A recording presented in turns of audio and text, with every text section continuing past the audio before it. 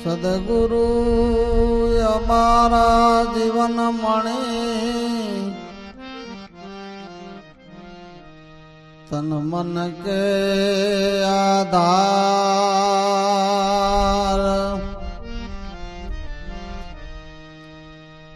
दया सागर देवता, करुणा ना भंडार।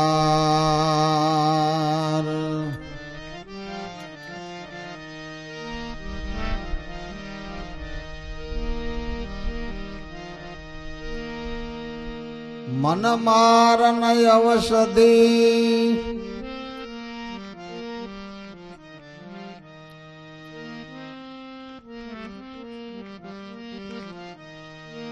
मन मारन औषधि, सदगुरु देत बताई।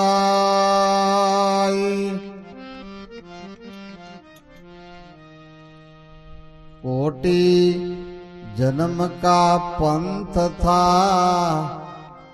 पल मां दिया छुड़ाई। कोटि जन्म का पंथ था,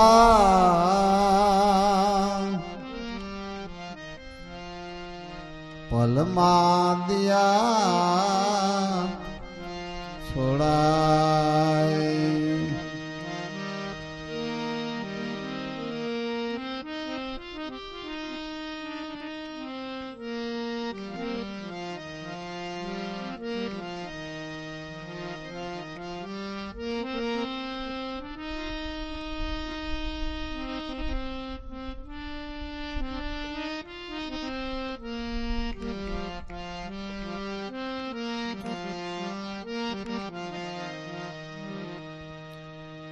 सदगुरु मळे सतज्ञान प्रकाशी,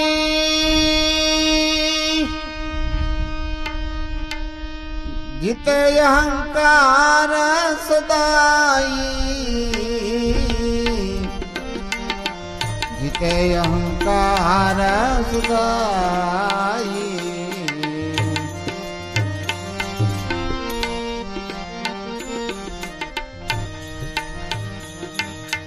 सदगुरु मळे सत ज्ञान प्रकाशी,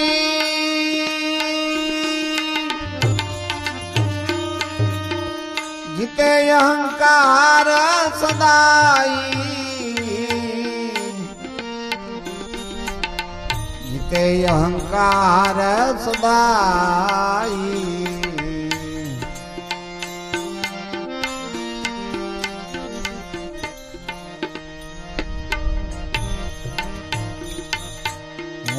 पद रहित तृष्णा त्यागी, हूँ पद रहित तृष्णा त्यागी, स्थिर स्वरूप निमाहि, स्थिर स्वरूप निमाहि।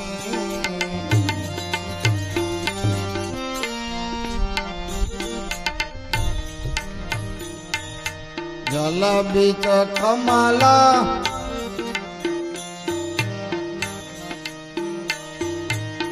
मूळ स्वरूप मा मन मिलावी।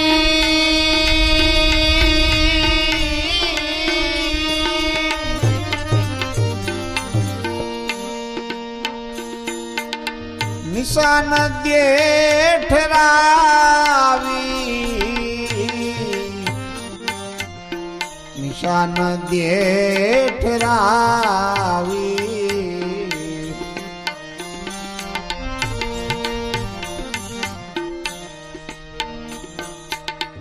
मूळ स्वरूप मा मन मिलावी।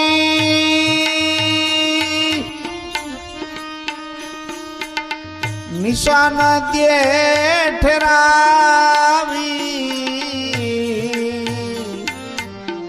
निशान दे ठरावी।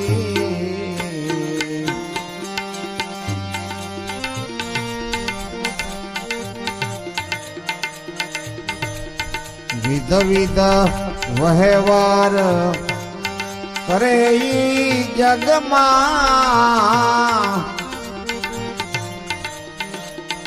દેહપણાને ત્યાગી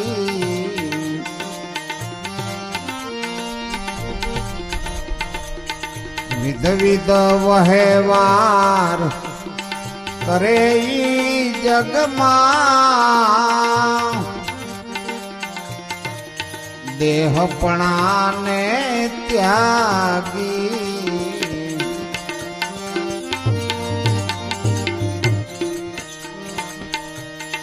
જલ બીચ કમલ નિત્ય રહે છે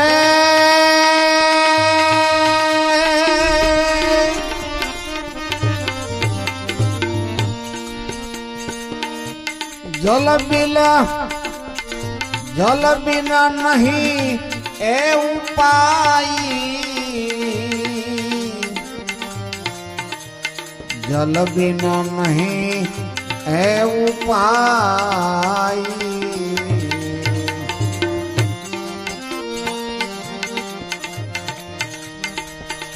जल बीच कमल ए नित्य रहे छे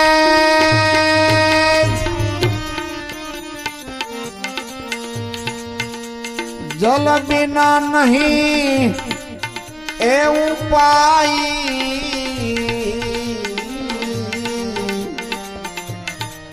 जल बिना नहीं उपाय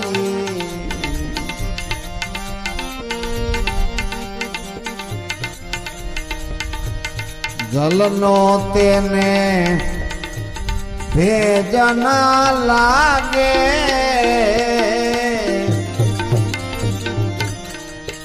जल थी नहीं भिजाई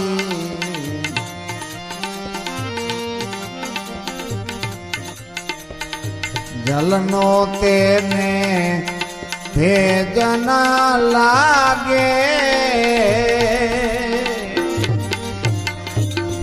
जल थी नहीं ए भिजाई सतगुरु मळे सत ज्ञान प्रकाशी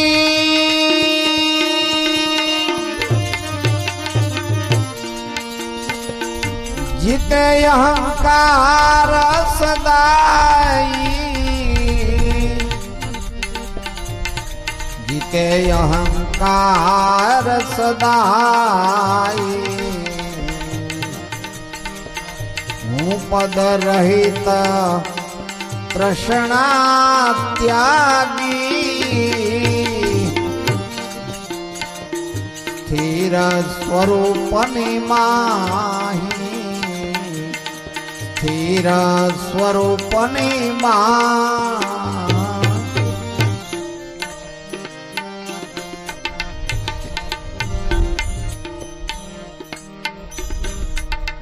रहे माया माँ काया कर्म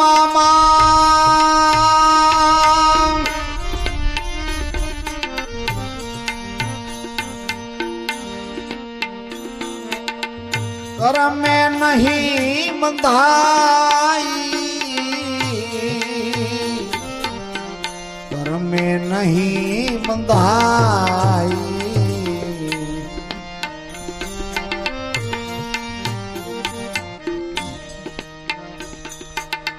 रहे माया में काया कर्म में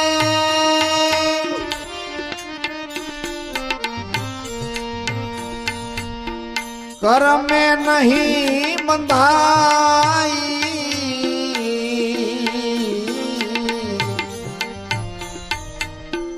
कर्म में नहीं बंधाई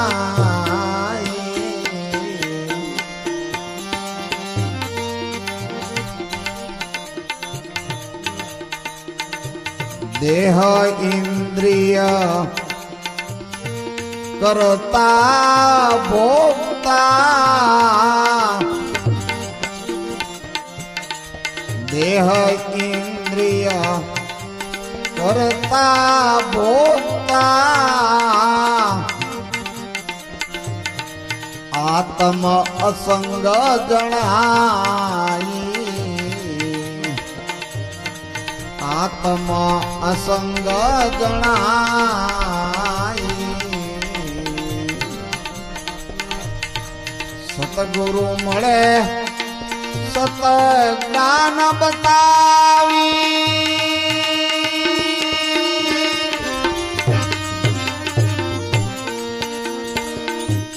શબ્દ બ્રહ્મ ઓળખાઈ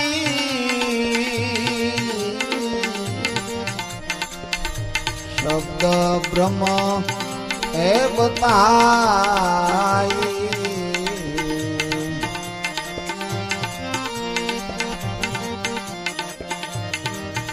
સદગુરુ મળે સત જ્ઞાન બતાવી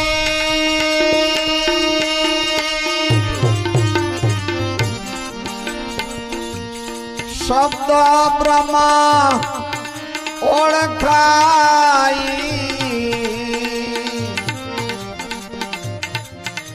શબ્દ બ્રહ્મ ઓળખાઈ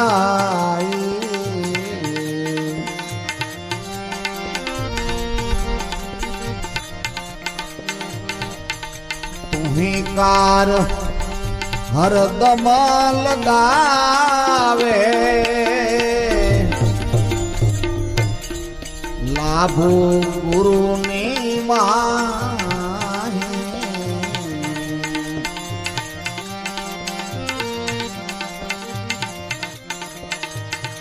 તુહિકાર હરદમ લગાવે લાભો ગુરુની માહી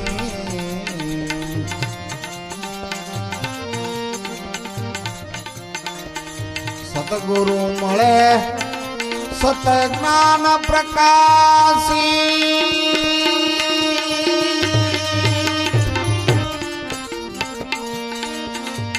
જીતે અહંકાર સદાઈ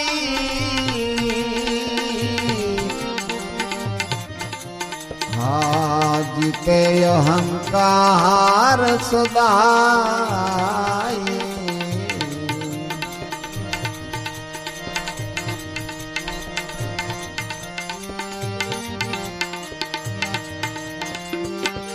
હું પદ બેલી તૃષ્ણા ત્યાગી સ્થિર સ્વરૂપની માં સ્થિર સ્વરૂપની માં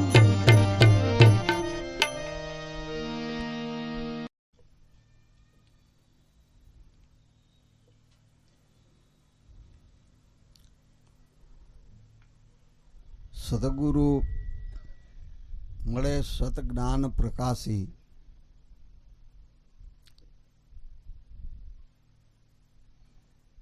આમ વ્યવહારિક દ્રષ્ટિએ જોઈ કે ભક્તિના માર્ગે પણ વિચારી તો સદગુરુ તો લગભગ ગુરુ તો બધાને હોય,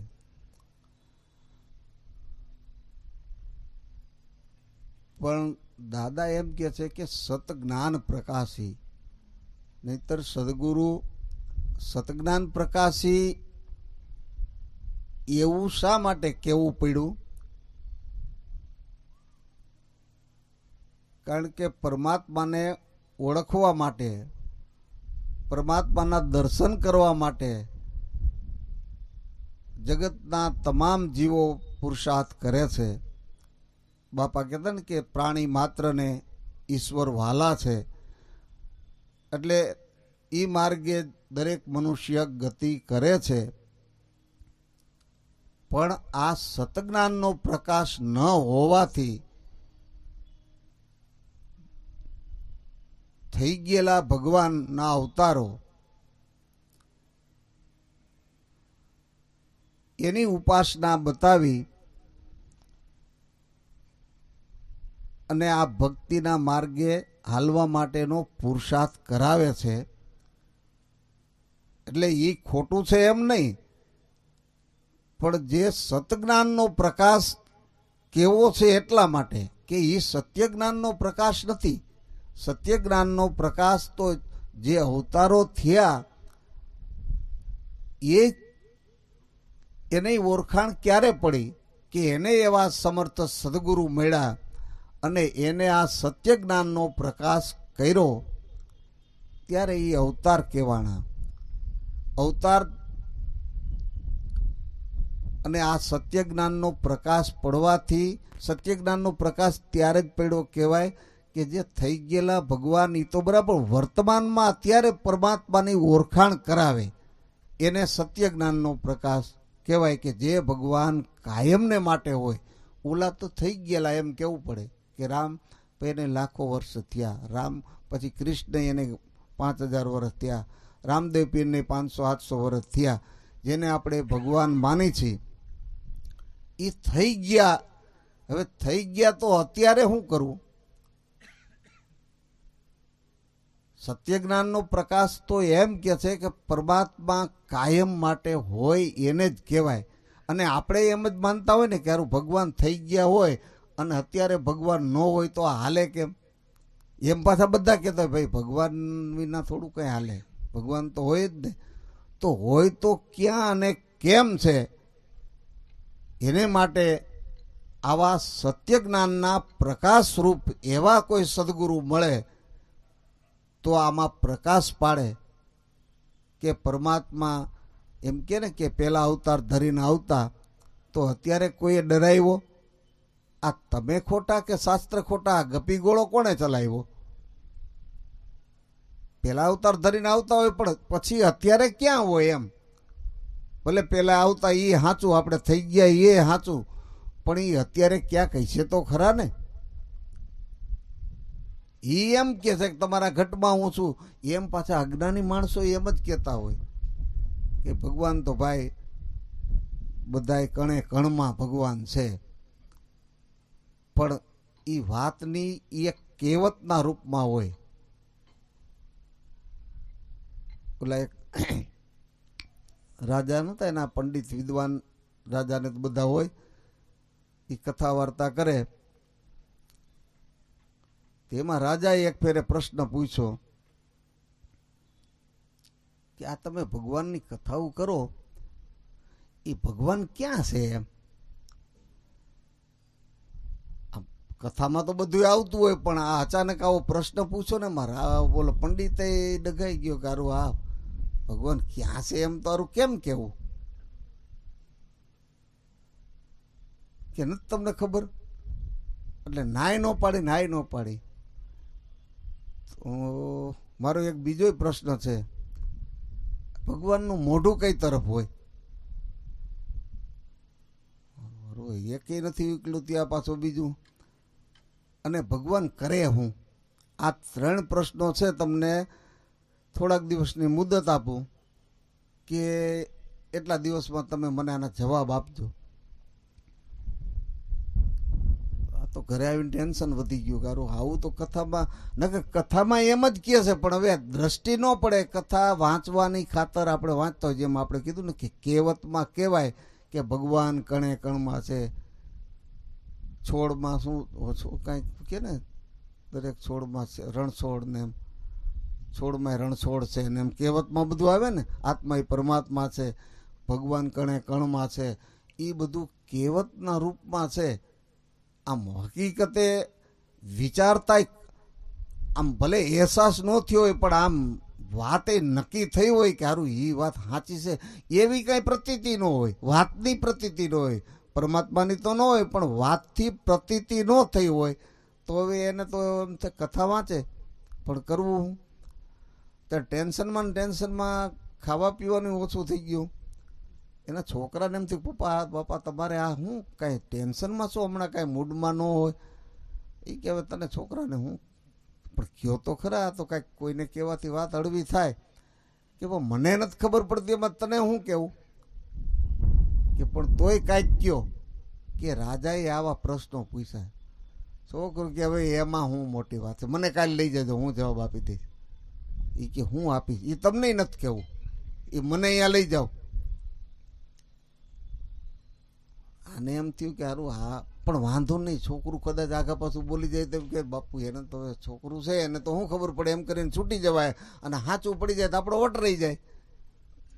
એમાં મારે થોડો જવાબ દેવો, મારા છોકરાએ જવાબ દઈ દે, આવા પ્રશ્નોનું હું એમ કહેવાય ને. અને ખોટું પડે તો બાપુ એ તો બાળક છે એમ.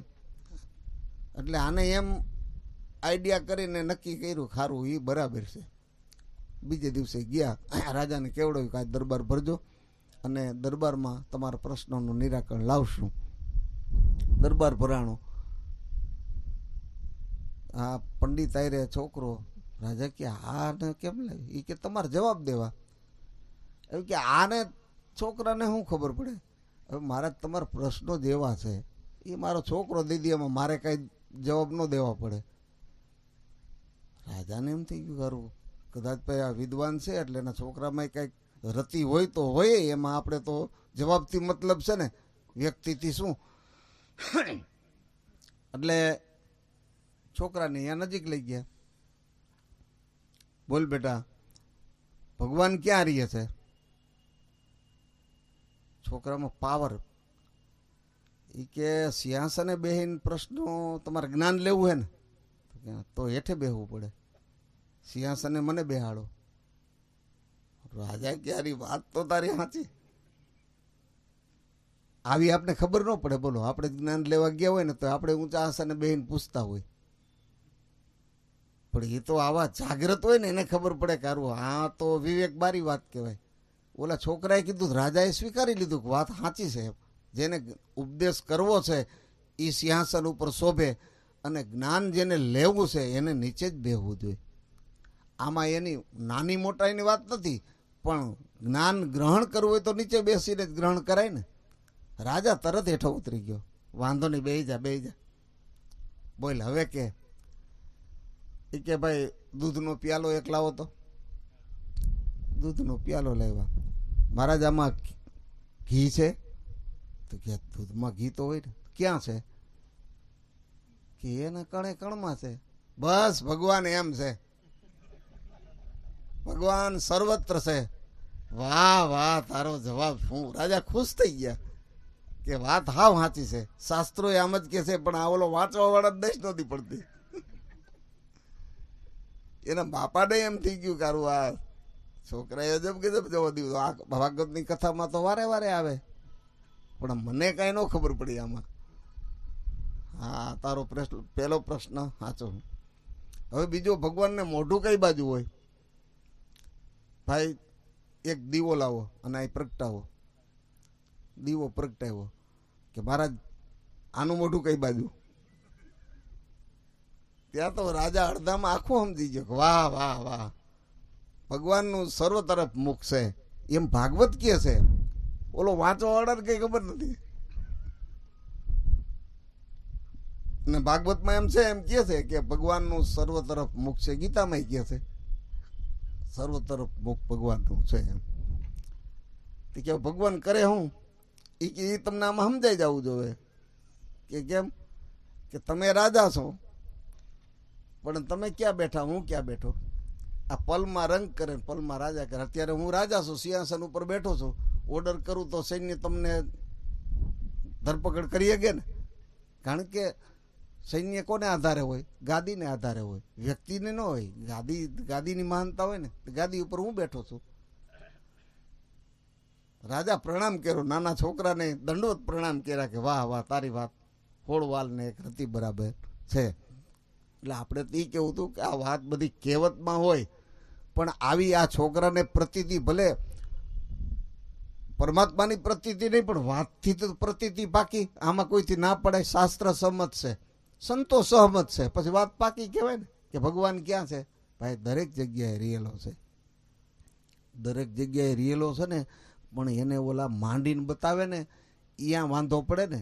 કે તમે રામના ઉપાસક હોય એ રામનો ઉપદેશ કરે, કૃષ્ણના ઉપાસક હોય કૃષ્ણનો ઉપદેશ કરે, અને એ ઉપદેશ કરવાથી એમાં થાય શું?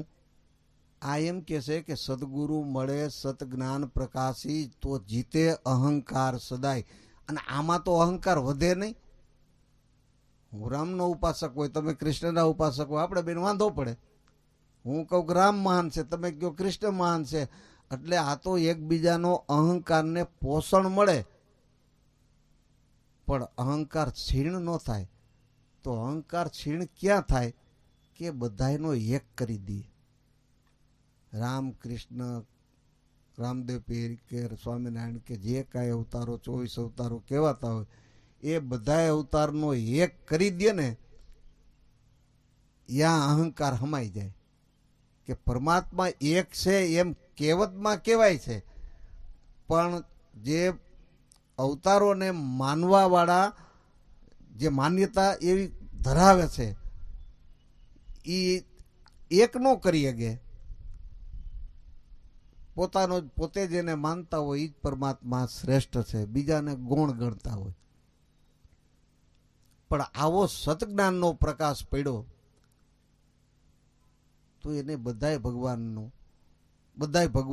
એક ભગવાન કરી દીધો. કે બધાયમાં રહેલા વાત એમ છે કે કણે કણમાં જે તત્વ સ્વરૂપે રહેલું છે એ જ પરમાત્માનું સ્વરૂપ છે. એમ પાકી પ્રતીતિ થવાથી આ વાદ વિવાદ મટી ગયો. નકર વાદ વિવાદ ક્યાં સુધી છે એ આપણે અત્યારે તો ટીવી પેપરમાં બધે જોતા હોય તો ભગવાનની જે ધર્મની ગાદીઓ કહેવાય એ ગાદી ઉપર એ વાદ વિવાદ છે. બધું સંસારના તમામ સુખ છોડી અને પરમાત્માનું ભજન કરવા માટે સાધુ થઈ ગયા તો એ બધાય ભગવાનનો એક ભગવાન નથી કરી ગયા. જી એમાંય આ તો આપણે એમાં ગયા ન હોય, પણ એમાં જે ગયા હોય ને એની પાસે આપણે વાતો સાંભળી તો આપણે એમ લાગે કે આ આપણાથી આપણી સમજણ કરતા નીચેની સમજણ કહેવાય એવું લાગે કે આ હજી એમ જ માને છે કે ભગવાન ઘણા બધા હોય એમ. ટૂંકમાં વાદ વિવાદ કરે છે કે આ ભગવાન અમારા સાચા, તમારા ભગવાન નીચા, અમારા ભગવાન ઊંચા. કારણ કે શાસ્ત્રમાં એવું છે ને, વિષ્ણુ પુરાણ વાંચો તો વિષ્ણુ મહાન, શિવ પુરાણમાં શિવ મહાન, બ્રહ્મ પુરાણમાં બ્રહ્મા મહાન, ગરુડ પુરાણમાં ગરુડનો મહિમા, ગણેશ પુરાણમાં ગણપતિ બધાથી શ્રેષ્ઠ. એમ બધાય જે જેના ઉપાસકો હોય એ જ શ્રેષ્ઠ. એટલે આ શાસ્ત્રનું સમજણ સદગુરુ મળતા એનો સત્ય જ્ઞાનનો પ્રકાશ મળે ને તો બધા એક સ્વરૂપ થઈ જાય. નહીતર તો આ કેને ગ્રંથે ગરબડ કરી ખરી, વાત નો કરી ખરી. આ ગ્રંથે આવી ગરબડ ઊભી કરી, પણ ગરબડ ક્યાં સુધી છે કે આપણી મતિ ગતિથી એનો ઉકેલ કરવા જાય એટલે ગરબડ છે. બાકી સંતોના મુખે સાંભળો તો બધા ભગવાનનો એક છે. સર્વદેવમાં દેવ છું, સર્વદેવીમાં દેવી. કૃષ્ણ કણકણમાં ઈચ્છિત પણ હું જ આપું છું એ પ્રભુ વાત કરે છે એવી. જો ગીતામાં ભગવાન એમ, ગીતા આપણે સર્વોપરી શાસ્ત્ર કહી તો ભગવાન એમ કહે છે કે બધાને ઈચ્છિત પણ હું જ આપું છું. એમ ભગવાન વાત કરે છે. દેવમાં દેવ સ્વરૂપે છું, દેવીમાં દેવી, એ બધે હું જ છું. પણ મારા વાસ્તવિક સ્વરૂપને તો કોક જ જાણે છે. બાકી ભૂતને પૂજનારા ભૂતને પૂજે છે, પિતૃને પૂજનારા પિતૃને પૂજે છે, દેવી દેવતાને પૂજનારા એને પૂજે છે. પણ મારા સ્વરૂપને જાણવાવાળા તો કોક છે. કેમ કે જેને સદગુરુ મળ્યા છે ને એ જ એના સ્વરૂપને ઓળખી શકે એવું છે. બાકી આપણી બુદ્ધિએ તો આ શાસ્ત્રો વાંચી અને એનું મન ઘડત અર્થ કરી અને આપણા ભગવાનને શ્રેષ્ઠ માની અને એ પુરુષાર્થ પ્રમાણે કર્યા કરતા હોય. પણ જેને સદગુરુ મળ્યા એને આ સતજ્ઞાનનો પ્રકાશ પડ્યો.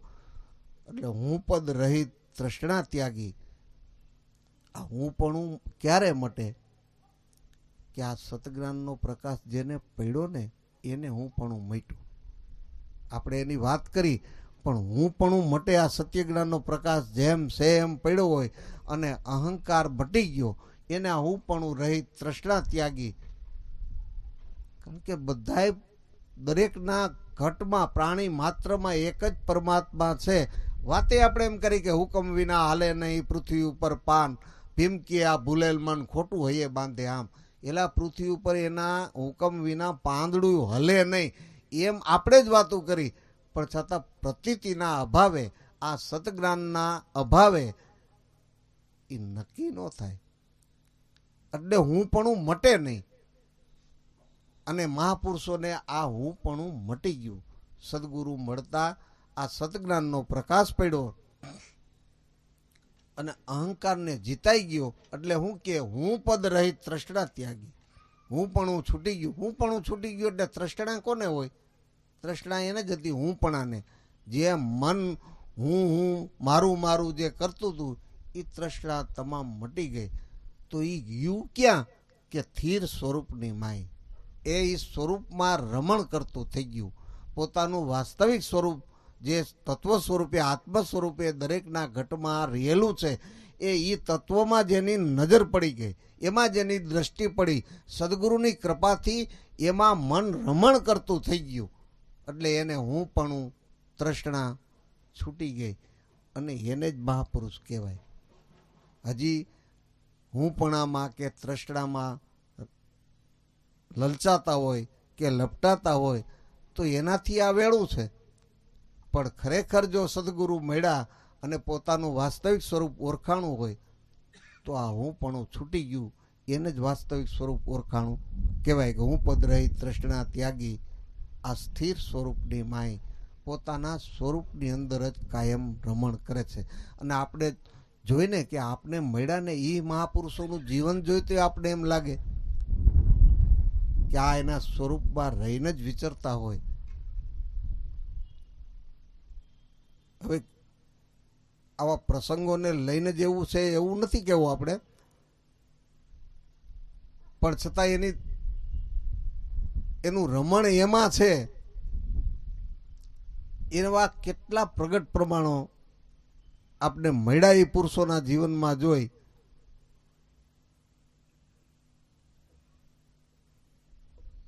એક આપણે જયંતિ બાપાના મોઢે ઘણી વાર સાંભળ્યું આપણે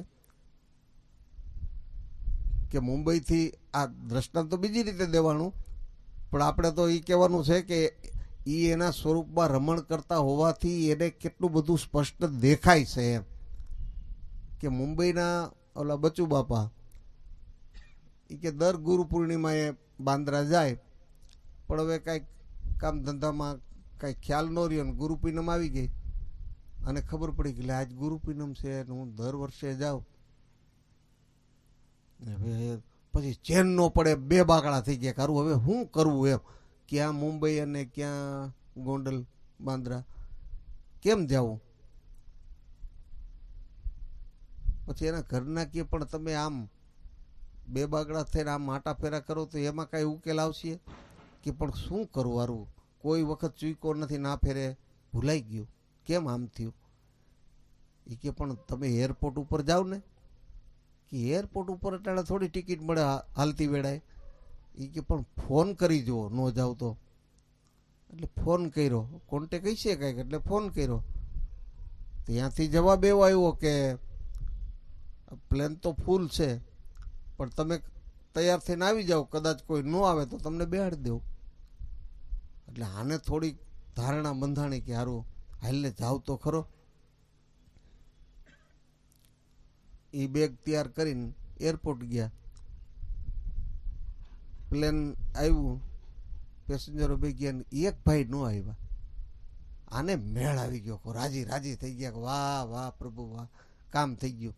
એ બે ગયા, કેશોદ ઉતરાય. કેશોદ ઉતરી બહાર નીકળ્યા તે એક ફોર વ્હીલ વાળો, એ ભાઈ કોઈને ગોંડલ આવું, કોઈને ગોંડલ આવું. હા કે વાહ વાહ, તો પ્રભુ આપણે ઓલા કેમ તમે એક ડગલું હાલો ને તો પરમાત્મા 10 ડગલા સામો હાલે, આ પ્રતીતિ થાય એવું લાગે છે એમ.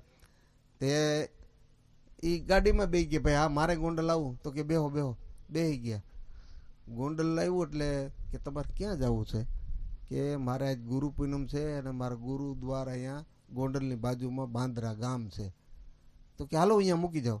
એ કે ના ના ભાઈ હવે તમે અહીંયા આવ્યા, અહીં સુધી આવ્યા એ ઘણું, હવે હું બસમાં કે બીજું વાહન કરીને વહી જાય. એ કે ના એમાં શું વાર, કેટલું છે? એ કે 10-11 કિલોમીટર. તો કે હાલો હાલો.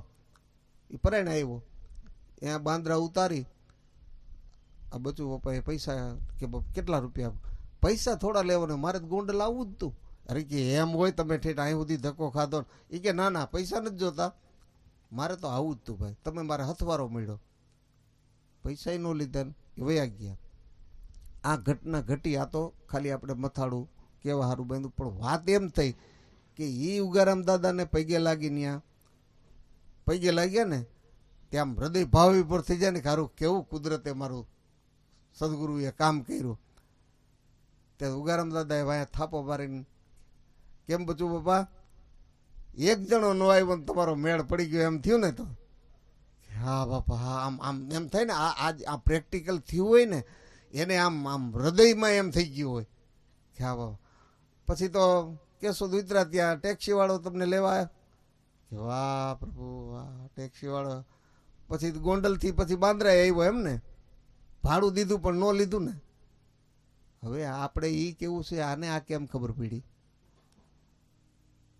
કે એનું રમણ એમાં જ છે. ત્રંબક બાપાના મોઢે આપણે સાંભળેલું કે ત્રંબક બાપા એમ કહેતા કે ખરેખર બાંદ્રા ઉગારામ દાદાના દર્શન કરવા જે આવ્યા હોય અને એને કોઈ દી કાંટોય વાગ્યો, આ હૃદયના ભાવથી જે આવ્યો ને, કે દાદાની દ્રષ્ટિ પડતી હોય કે તમે ઘરેથી પરિયાણ કરો ને ત્યાં દાદાને ખબર હોય કે એને કાંટોય ન વાગે, એટલી એની કૃપા દ્રષ્ટિ હતી અને એવી એની દીર્ઘ દ્રષ્ટિ હતી કે તમે ઘરેથી નીકળ્યા નથી કહેતા તમે એલા 5 આવ્યા હતા ને પાછા 3 કેમ પાછા વળી ગયા, એના હાઈ બેઠા કેમ હુજે છે? એનું રમણ સતત એમાં છે. આ હું પદ રહિત તૃષ્ણા ત્યાગી સ્થિર સ્વરૂપની માય, જે સ્વરૂપમાં સ્થિર થઈ ગયા એટલે એનો અર્થ એવો નથી સમજવો કે આવું થાય તો જ બરાબર જ્ઞાની કહેવાય. પણ જેનું રમણ એમાં છે ને એને દ્રષ્ટિમાં આવું આપણે પ્રેક્ટિકલ નથી, આપણે આ તો જે મહાપુરુષોની ઘટેલી ઘટના એની વાત કરી છે, પણ ખરેખર જેનું રમણ એમાં છે ને એને બધું દેખાતું આર પાર વાત હોય. એટલે હું પદ રહિત તૃષ્ણા ત્યાગી આ સ્થિર સ્વરૂપની માય. આવું કેવી રીતે થયું કે સદગુરુની કૃપા એવી થઈ કે મારું મન બહાર ભટકતું હતું, વસ્તુ પદાર્થમાં સંસારમાં દરેકનું મન બહાર જ ભટકતું હોય. કારણ કે અંતરદ્રષ્ટિના ગુરુ મળ્યા ન હોય ત્યાં સુધી તો બહાર ભટકતું જ હોય, પણ ગુરુ મળ્યા પછી બહાર ભટકતું બંધ ન થાય. તો ઘોર પુરુષાર્થ અને એમાં એની કૃપા ઉતરી હોય ત્યારે જ આ અંતર્મુખ થાય એવું છે. અને કઠણમાં કઠણ કામે એ જ છે. ભક્તિ સુરવીરની સાચી એ સુરવીરપણું એ છે કે આપણી મનની માનેલી માન્યતા તોડી છોડી અને સદગુરુએ કીધું એ વાતને આમ દ્રઢપણે વળગી જાય તો એ સુરવીરતા કામ આવે એવું છે. એટલે આ મૂળ સ્વરૂપમાં મારા મનને મિલાવી દીધું. સદગુરુની કૃપા એવી થઈ કે મારું મન જ્યાં જ્યાં ભટકતું હતું ત્યાંથી લઈ મૂળ સ્વરૂપમાં મેળવી દીધું. એમાં જ રમણ કરતું થઈ ગયું, એમાં જ મિલાવી દીધું. એના માટે સાધન હું કે નિશાન દે ઠેરાવી, એને નિશાન આપ્યું. મનને રાખવું ક્યાં? જો મન આપણું કાયમને માટે સતત સંકલ્પ વિકલ્પ કર્યા જ કરતું હોય, કંઈક કલ્પનાના ઘાટ ઘડ્યા જ કરતું હોય, પણ એને સદગુરુની કૃપાથી મનને રાખવાની જગ્યા જેને મળી, રાખવાનું નિશાન મળ્યું, રાખવાનું ઠેકાણું જેને મળ્યું અને ત્યાં મન જે રાખતા થઈ ગયા એનું કામ થયું.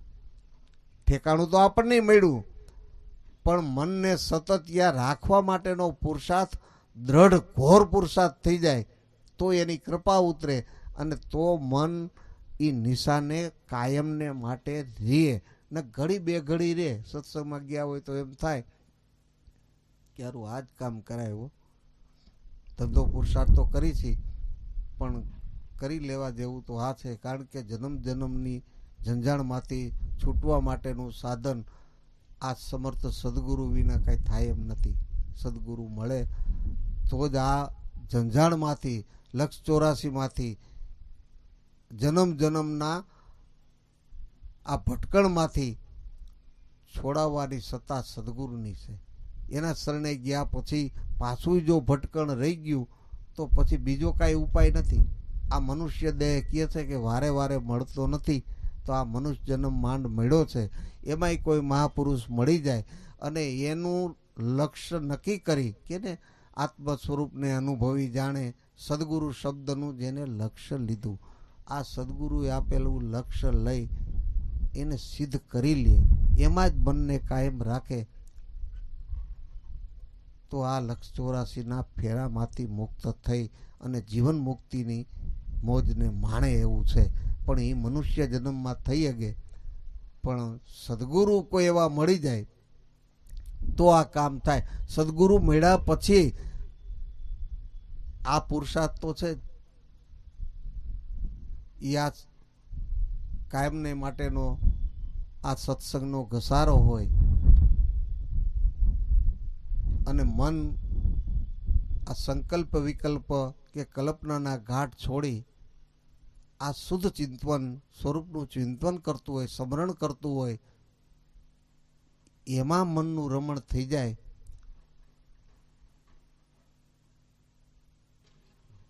તો એ નિશાનમાં કાયમ રહી શકે.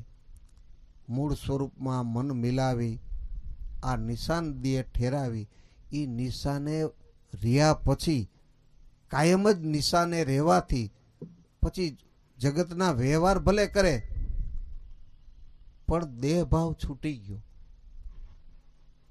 કારણ કે મનનું રમણ સ્વરૂપમાં થઈ ગયું. એ સ્વરૂપમાં રમણ થવાથી જગતના વ્યવહારો બધાય થાય છે, પણ દેહ ભાવ છૂટી ગયો એટલે એ કરવા ભોગવવાનું મટી ગયું. અને એ જ ખરેખર સાચી જીવન મુક્તિ છે કે બધું કરવા છતાં હું કાંઈ કરતો નથી. ઉગારામ દાદા કે ને, પુંજારામ બાપાએ પૂછ્યું ત્યારે કે તમારે સંસાર વ્યવહાર તો કે આ બધું છે, તો કે કેમ બધું આ હાલે અને આ થાય? એ કે સંસાર વ્યવહાર તો અંતકરણ કરે છે, હું તો કરતા છું. આપણું અંતકરણ જ કરતું હોય પણ આપણે કરતા હોય. આપણું મન મૂળ સ્વરૂપમાં ન મળ્યું હોય એટલે એ આખે આખું ઊભું છે. એટલે નહીતર આપણું કામ કોણ કરે? આ મન બુદ્ધિ ચિત્ત ને અહંકાર અંતકરણ જ કરે છે.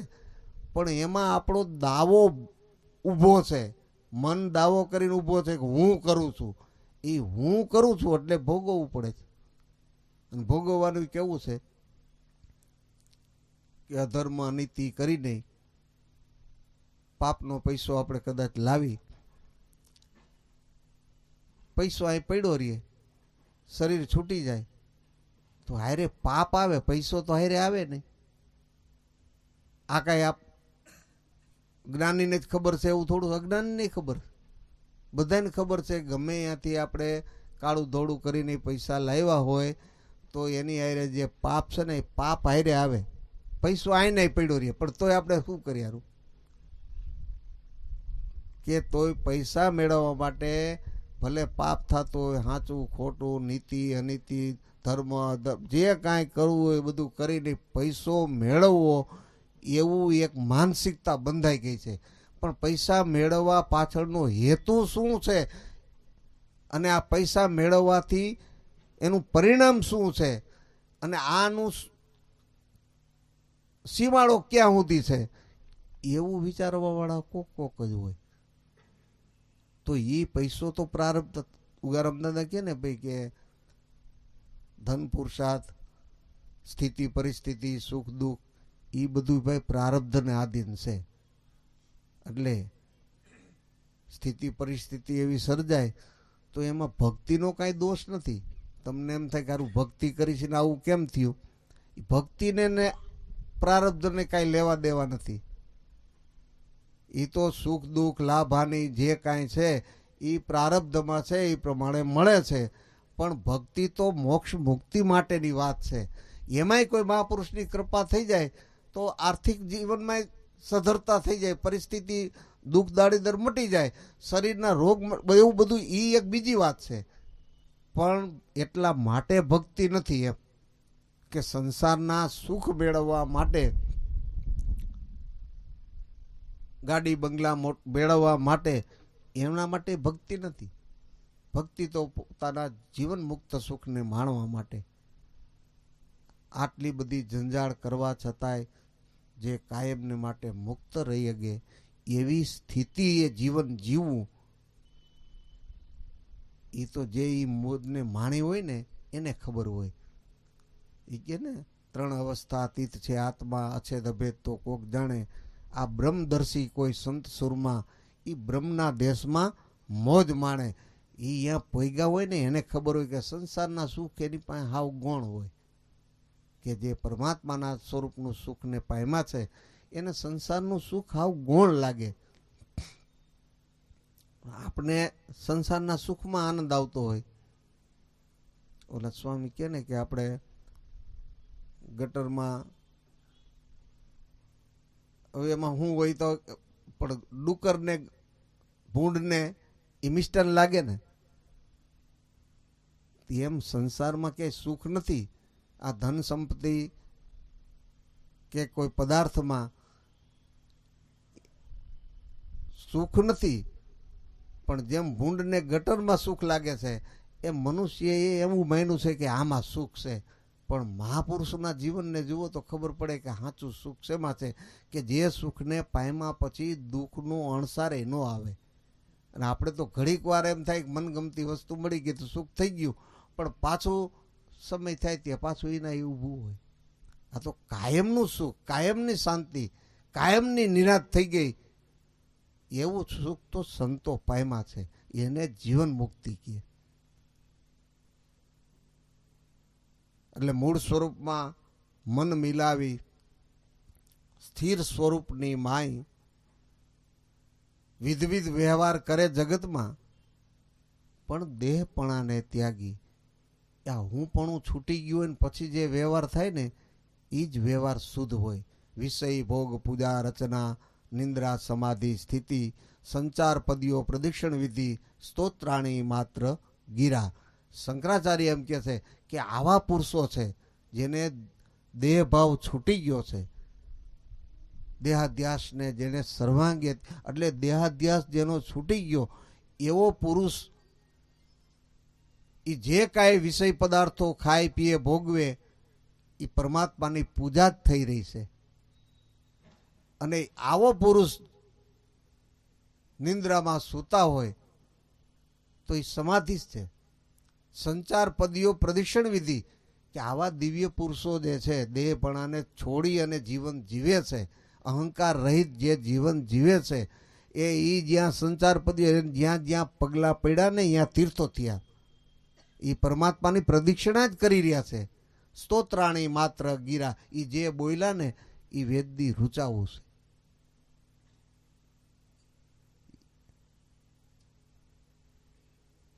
જે મહાપુરુષો, અને આ વેદની રૂચાઓ લખાણી ક્યાંથી, કે મહાપુરુષો બોલ્યા, ઉગારામ દાદા બોલ્યા, એ આ 5 ભાગ લખાણા.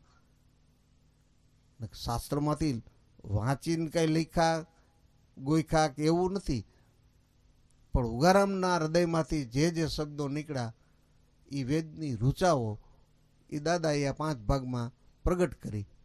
એ સ્તોત્રાણી માત્ર ગીરી, જે બોલ્યા એ બધા સ્તોત્ર જ છે.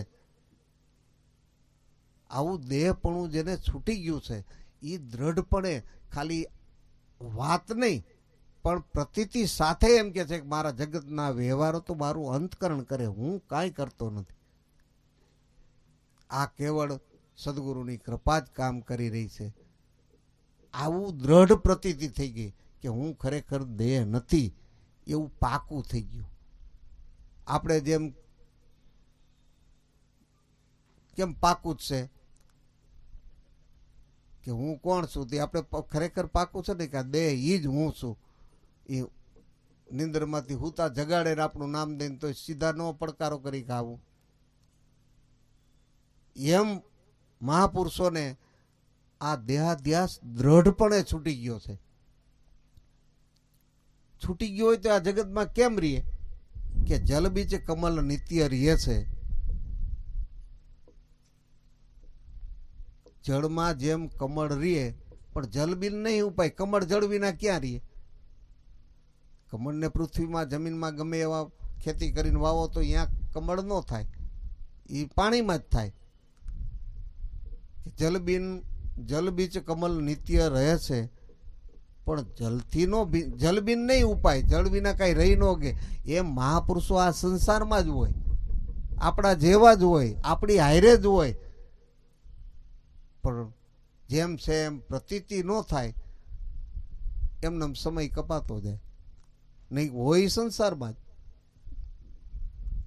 જલબિન નહીં ઉપાય, પણ જળનો એને ભેજ ન લાગે અને જળથી ન ભીંજાય. મહાપુરુષોને આપણે જોયા ને, ખાલી સાંભળ્યા નહીં, આપણે તો જોયા એવા મહાપુરુષોને કે આ જગતની અંદર ખરેખર જળમાં કમળ રીએ એમ જ રહ્યા, જળથી નો ભીંજાણાય નહીં અને એનો ભેજય ન લાગ્યો. ભીંજાણા તો નહીં, પણ એનો ભેજય ન લાગ્યો અને જલકમલવત જીવન જીવી ગયા. આવા હેરા ભૈરા સંસારમાં રહી અને આ જીવન મુક્તિની મોજને એ માણી ગયા. આપણે આ નજરે જોયેલી વાતો એવા મહાપુરુષોને આપણે જોયા, કેવડા મોટા વહીવટ વ્યવહારો કર્યા, પણ ક્યાંય આસક્તિથી બંધાણા નહીં, કારણ કે દેહ ભાવ જ છૂટી ગયો છે. આ તો એનું અંતકરણ વહીવટ વ્યવહાર કરે છે, પછી એમ કે નહીં કે મારી ગુરુની કૃપાથી બધું થઈ રહ્યું છે, હું કાંઈ કરતો નથી. પાકી પ્રતીતિ થઈ ગઈ એટલે કે તો આ રે માયામાં. કાયા ક્યાં રે? કર્મ. કાયાથી જ્યાં સુધી શરીર છે ત્યાં સુધી કર્મ કરે, પણ એ હું નથી કરતો. એમ પાકું થઈ ગયું કે જે કાંઈ કર્મ આપણે એમ કે ભાઈ હું કાંઈ નથી કરતો, એ તો ગુરુની કૃપાથી થઈ ગયું એમ કહેતા હોય, પણ ઊંડે ઊંડે પાછું હું પણ છૂટ્યું ન હોય, એ વાતમાં હોય. આ તો હકીકતે વાસ્તવિક થઈ ગયું ને, એનો પ્રકાશ પડ્યો હોય. ખાલી વાત હોય એનો પ્રકાશ ન પડે. એ વાત તો એની મહાપુરુષોની છે એટલે વાત આપણને ગમે ખરી, પણ આપણે વાત પ્રમાણે હાલતા હોય તો આપણો કાંઈ એમાં એ વાતનો પ્રકાશ ન પડે. વાત પ્રમાણે જીવી ગયા એટલે એનો પ્રકાશ પડ્યો. એ કે રહે માયામાં. સંતો માયામાં જ રહ્યા ને. આમ લાગે ને આપણે આપણી જેમ જ બધું વહીવટ વ્યવહાર કરતો હોય, પણ એનામાં માયા ન હોય. રહે માયામાં. આ કાયા કર્મ શરીર હતું ત્યાં સુધી કર્મ પુરુષાર્થ બધું કર્યા જ કર્યું. એ બધું કરવા છતાંય કર્મે ન બંધાય. જો ઈ જુગતી શીખી ગયા. આ બધું કરે છતાંય ઈ કર્મથી બંધાણા નહીં, કારણ કે હું પણ છૂટી ગયું. બંધાય કોણ? જ્યાં સુધી હું પણ છે ત્યાં સુધી આ કર્મ બંધન છે. એટલે કદાચ આપણે આમ પ્રેક્ટિકલ કરી કે ભાઈ તો હું નથી કરતો, આ બધું ગુરુની કૃપાથી થાય છે, એમ ન થાય. આ હકીકત છૂટી જાય તો થાય. ખાલી કહેવાથી આ બનતું નથી, પણ હૃદયથી જ છૂટી ગયું હોય કે હું કાંઈ કરતો નથી. દેહાધ્યાસ છૂટી ગયો હોય ને પછીથી આ સત્કર્મ ચાલુ થાય. પરમાર્થ પુરુષાર્થ, જે પરમાર્થનો પુરુષાર્થ છે ને, એ દેહાધ્યાસ છૂટ્યા પછી થાય. ત્યાં સુધી તો સ્વાર્થ જ થાય. જે કાંઈ પુરુષાર્થ કરી પણ સદગુરુની કૃપાએ કરીને સમજણ એવી હોય તો એને લઈને ભલે દેહાધ્યાસ ન છૂટ્યો હોય, પણ છળ કપટ પ્રપંચ ન કરે. સદગુરુની કૃપા અને સત્સંગી હોય એટલે એટલો તો ડર એને રહે કે પુરુષાર્થ ધંધો આપણે કરી, પણ છળ કપટ પ્રપંચ કરીને એ આપણે ન કરાય. ભૂલમાં કોકના વધારે આવી ગયા હોય તેમ થાય ભાઈ એને પાછા દે, ભાઈ આપણે આ ગુરુ મહારાજની કૃપા થઈ ગઈ એમ ન માને. ભૂલમાં આવી ગયા કઈ ગુરુ મહારાજની કૃપા, કારણ કે એમાં સદગુરુ મળ્યા છે એટલે એટલી કૃપા થઈ ને તો આપણા વિચારમાં પરિવર્તન થયું કે સારું કોકનું ખોટું તો ન લેવાય. ભલે 2 હોય કે 2 લાખ હોય, પણ ભૂલ આપણે લીધા એને દઈ જ દેવા જોઈએ. ભૂલમાં આવી ગયા હોય તો દઈ દેવા જોઈએ. એવા શુદ્ધ વિચારે આ માર્ગે હાલતા હાલતા આવા વિચાર આવતા હોય તો આમાં જે રમણ કરતા હોય એને એ કંઈ સ્પર્શ થાય? એ તો સંપૂર્ણ અનાસક્ત હોય. એટલે રહીએ માયામાં. કાયા કર્મમાં, પણ કર્મે ન બંધાય. કોઈ કર્મ એને બાંધી શકે નહીં.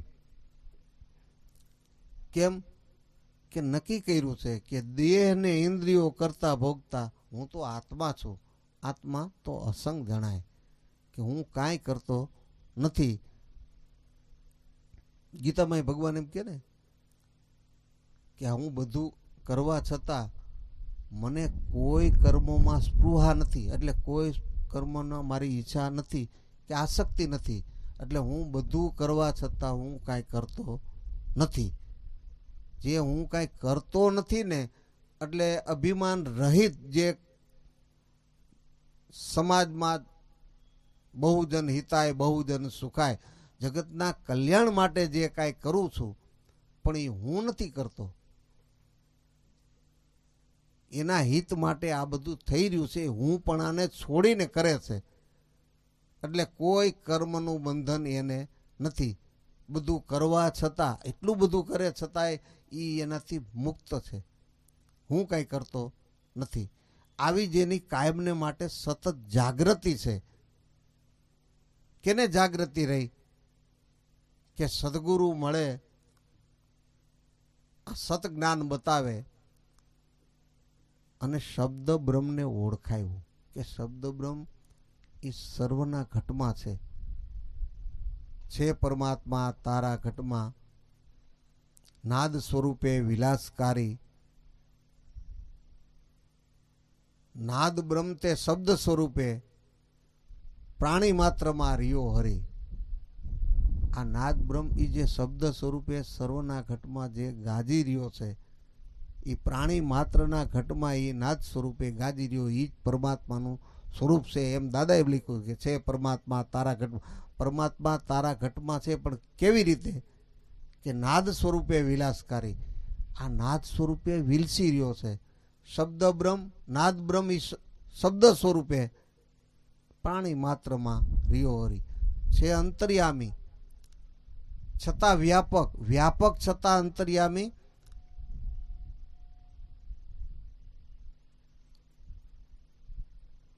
અનંત શક્તિ સ્વરૂપા. જો એ દરેકને વ્યાપીને રિયેલો છે, પણ બધાયથી અસંગ છે. આ જગત આખું કે ને પરમાત્માના વ્યાપક સ્વરૂપને, આ જગત આખું એમાં જ રિયેલું છે. જડ ચેતનમય જે જગત છે એ ઈશ્વરને વીંટાઈને રિયેલું છે. એમ કે